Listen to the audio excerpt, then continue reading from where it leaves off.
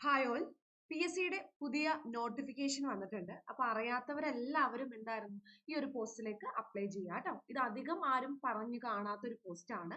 പക്ഷെ ഏതൊരു എക്സാമും എഴുതുക എന്ന് പറയുന്നത് വലിയൊരു എക്സ്പീരിയൻസും കൂടിയിട്ടാണ്. സോ എല്ലാവരും ഈ എക്സാം എഴുതുക.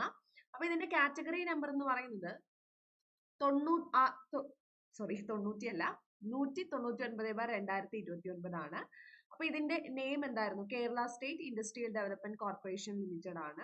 ഇതിന്റെ പോസ്റ്റ് അറ്റൻഡർ എന്ന് പറയുന്ന ഒരു പോസ്റ്റ് ആണ് ഈ ഒരു പോസ്റ്റ് എന്ന് പറയുന്നത്. അതുപോലെ സ്കെയിൽ ഓഫ് പേ എന്ന് പറയുന്നത് 5250 രൂപ മുതൽ 8390 ആണ്. അപ്പൊ നമ്മൾ വിചാരിക്കും ഈ ഒരു സ്കെയിൽ ഓഫ് പേക്ക് അല്ലെങ്കിൽ ഇത്രയും കുറവ് സാലറി ഉള്ളൂ അപേക്ഷിക്കണമെന്ന്. ഏതൊരു പി എസ് സി എക്സാമും എന്തായിരുന്നു നിങ്ങൾക്ക് അപേക്ഷിക്കാം. അതുപോലെ തന്നെ എക്സാമും എഴുതാം.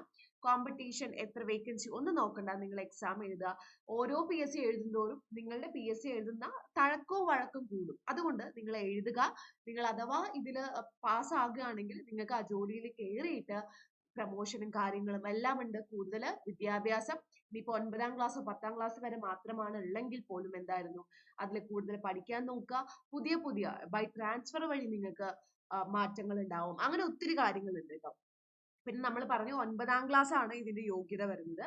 അപ്പൊ ഇത് താല്പര്യമുള്ളവർ അല്ലെങ്കിൽ നിങ്ങളുടെ നാട്ടില് ഈ ഒരു സാലറി എന്ന് പറയുമ്പോൾ നമ്മുടെ നാട്ടിൽ ഒത്തിരി പേര് 5000 രൂപയ്ക്ക് അടക്കം ഇന്നത്തെ കാലഘട്ടത്തിൽ പോലും പോകുന്നുണ്ട്. 10ാം ക്ലാസ് വരെ മാത്രം പഠിച്ചിട്ടുള്ളവർക്ക് അവരുടെ കണ്ണിലേക്കെങ്കിലും ഇതൊന്ന് എത്തിച്ചു കൊടുക്കുക. അപ്പൊ നമുക്ക് മറ്റുള്ളവർക്ക് പൈസ ഒന്നും കൊടുക്കാൻ പറ്റില്ല അല്ലെ. പക്ഷെ എന്താണ് നമ്മളെ കൊണ്ട് ചെയ്യാൻ പറ്റുന്ന ഉപകാരം നമ്മൾ ചെയ്തു കൊടുക്കുക. ഇങ്ങനെ ഒരു പോസ്റ്റ് ഉണ്ട് എന്ന് അവരുടെ അടുത്ത് പറയുക. കാരണം എപ്പോഴും ഒരു ഗവൺമെന്റ് ജോലി എന്ന് പറയുന്നത് ഒരു സേഫ്റ്റി തന്നെയാണ് അല്ലെ. അപ്പൊ 5250 രൂപ മുതൽ 8390 രൂപ വരെയാണ് ഇതിന്റെ സ്കെയിൽ ഓഫ് പേ എന്ന് പറയുന്നത്. ഇതിന്റെ വേക്കൻസി എന്തായിരുന്നു പറഞ്ഞിട്ടുണ്ടായിരുന്നത്? ആന്റിസിപ്പേറ്റഡ് വേക്കൻസി ആണ്. അതായത് ആന്റിസിപ്പേറ്റഡ് വേക്കൻസി എന്നാണ് ഉദ്ദേശിക്കുന്നത് എന്താണെന്ന് വെച്ചാൽ പ്രതീക്ഷിത വേക്കൻസി ആണ്. എത്ര വേക്കൻസി എന്ന് പറഞ്ഞിട്ടില്ല. ഓക്കെ, അത് നോർമലി നമുക്ക് അധികം പറയാറില്ല, മിക്കതിനും പറയാറില്ല അല്ലെ എത്ര വേക്കൻസി ആണുള്ളതെന്ന്. ഇതൊരു ഡയറക്റ്റ് റിക്രൂട്ട്മെന്റ് ആണ്. ബൈ ട്രാൻസ്ഫർ വഴി ഒന്നും അല്ല, ഡയറക്റ്റ് റിക്രൂട്ട്മെന്റ് ആണ്.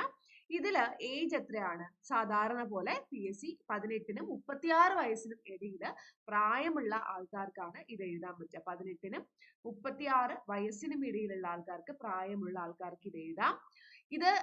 ഇനി എത്ര വയസ്സ് ഇൻ ബിറ്റ്വീൻ ഏത് ഏജ് മുതൽ ജനിച്ചിരിക്കണം ചോദിച്ചു കഴിഞ്ഞാൽ 2/1/1988 മുതൽ 1/1/2006 ഇടയിലുള്ള ആൾക്കാർക്ക് ഇത് നമുക്ക് എക്സാം എഴുതാം. SC/STക്ക് 5 വർഷം റിലാക്സേഷൻ ഉണ്ട്, അറിയാലോ. OBCക്ക് 3 വർഷം റിലാക്സേഷൻ ഉണ്ട് ഏജിന്റെ കേട്ടോ.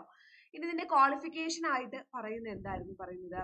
Should have passed 10th standard എന്നാണ്. എന്തായിരുന്നു? 9th സ്റ്റാൻഡേർഡ് എന്നാണ് പറയുന്നത്. 9ാം ക്ലാസ് പാസ്സാകുന്ന ഒരാൾക്കാണ് ഇത് അപേക്ഷിക്കാൻ പറ്റുക.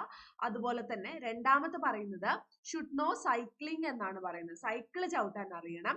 Woman and DA candidates are exempted from knowing of cycle. അപ്പോൾ ആർക്കാണ് സൈക്കിൾ ചവിട്ടാൻ അറിയേണ്ടത്? ആൺകുട്ടികൾക്കാണ് സൈക്കിൾ ചവിട്ടാൻ അറിയേണ്ടത്. പെൺകുട്ടികൾക്ക് എന്തായിരുന്നു? സൈക്കിൾ ചവിട്ടാൻ അറിഞ്ഞില്ലെങ്കിൽ ഒരു കുഴപ്പമില്ല എന്നാണ് ഇവിടെ പറയുന്നത്. ഓക്കെ, അപ്പൊ ഇതിന്റെ പ്രൊബേഷൻ പീരീഡും കാര്യങ്ങളും ഒക്കെ ഇവിടെ പറയുന്നുണ്ട്. അതുപോലെ ഇത് നമ്മുടെ PSC തുളസി അല്ലെ, PSC തുളസിയിൽ 1 ടൈം രജിസ്ട്രേഷൻ ഒക്കെ ചെയ്തിട്ടുണ്ടാവുമല്ലോ, അതിൽ പോയിട്ട് അപ്ലൈ ചെയ്യാണ് ചെയ്യുന്നത്. അപ്പോൾ ഈ ഒരു അവസരം നിങ്ങൾക്ക് എന്താ പറയാ, നിങ്ങൾക്ക് ഉപകാരപ്പെട്ടില്ലെങ്കിൽ പോലും ഉപകാരപ്പെടുന്ന ആർക്കെങ്കിലും എന്തായിരുന്നു കൊണ്ടെത്തിക്കുക എന്നുള്ളത് നമ്മുടെ എല്ലാവരുടെയും കടമയാണ്. സോ ആർക്കെങ്കിലും നിങ്ങൾ ഷെയർ ചെയ്ത് കൊടുക്കുക, നിങ്ങളുടെ നാട്ടില് ആർക്കെങ്കിലും നിങ്ങൾ ഷെയർ ചെയ്ത് കൊടുക്കുക കേട്ടോ. അതുപോലെ തന്നെ നമ്മളുടെ ഈ ഒരു ജോലിക്ക് അപേക്ഷിക്കാനുള്ള അവസാന തീയതി എന്ന് പറയുന്നത് ഓഗസ്റ്റ് 14ാം തീയതി ബുധനാഴ്ച രാത്രി 12 മണി വരെ മാത്രമാണ്. അപ്പോൾ അടുത്ത മാസം 14ാം തീയതിക്കുള്ളിൽ എല്ലാവരും ഇത് അപേക്ഷിക്കുക കേട്ടോ. അപ്പൊ അതാണ് നിങ്ങൾ ചെയ്യേണ്ടത്. അപ്പൊ ഇത്രയാണ് പറയാനുള്ളത്. വീണ്ടും അടുത്തൊരു സെഷനിൽ നമുക്ക് കാണാം. ബൈ.